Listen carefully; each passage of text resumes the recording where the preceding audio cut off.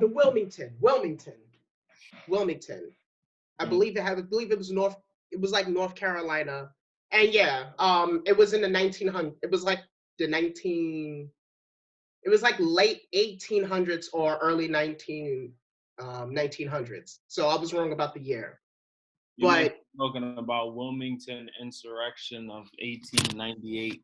yes, that There you go. where it was like I said, biracial office.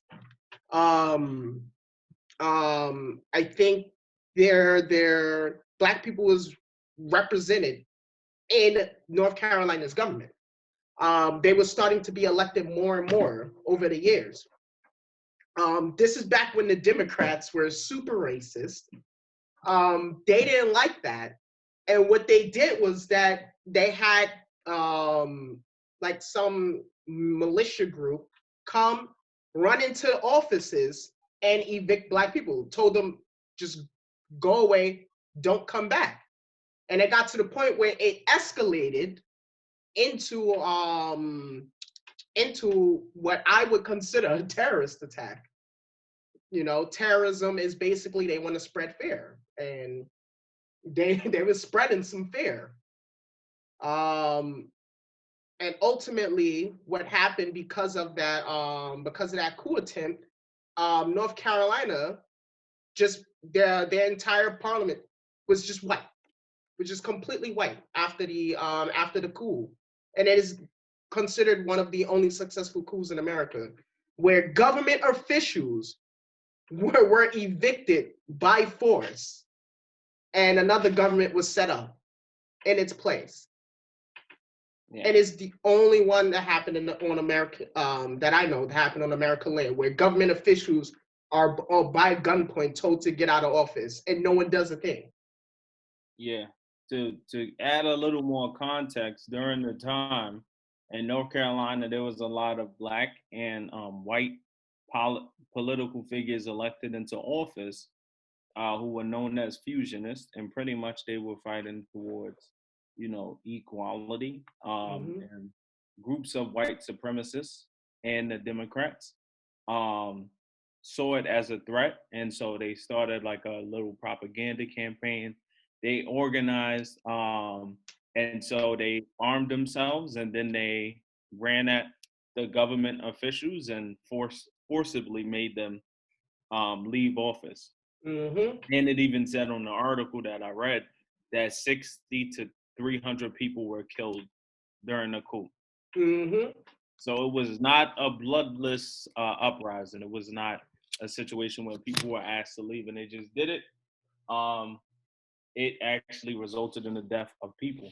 And the interesting thing about that is, like, when you think about black uprisings throughout history, and you could even look to what happened this summer, if you want to look at more recent things. Whenever there's some type of uprising or unrest in a black community, it's quickly stomped out. Like, it's not allowed to fester. Like, you could think back to the Black Panther movements when strategically leaders of the Black Panther movement were wiped out.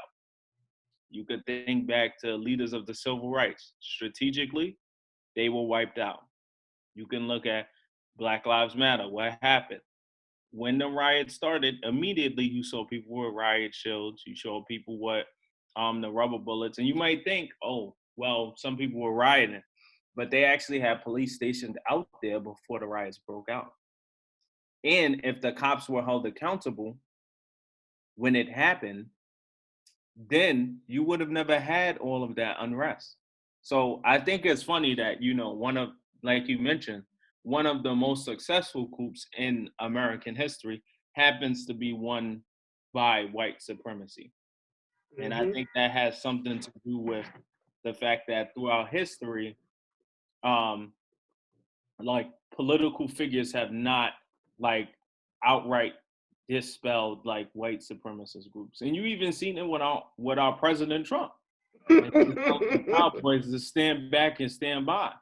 Like, it's Hmm. it's, it's gotten ridiculous to this point. Hmm. That's why I just feel like the whole racism die out, or believing that Biden being elected is going to change things surrounding race is a little bit too optimistic, because Mm-hmm. all of, is this is stuff that people are taught. This is stuff that people are raised on. We talked about how children like us, like black children, are constantly bombarded with a certain media attention that makes us dislike our own skin. Well, you have some white people who are growing up in households and with newspaper ads and other things that tell them that they're in danger, their way of life is in danger, and so they turn to this white supremacy out of Mm-hmm. fear and wanting to keep the status quo alive. So this it's not gonna happen anytime soon. Like I think humans will die before we actually have full equality. Like I really think that. I don't think it's Yeah. anything that's gonna be solved anytime soon.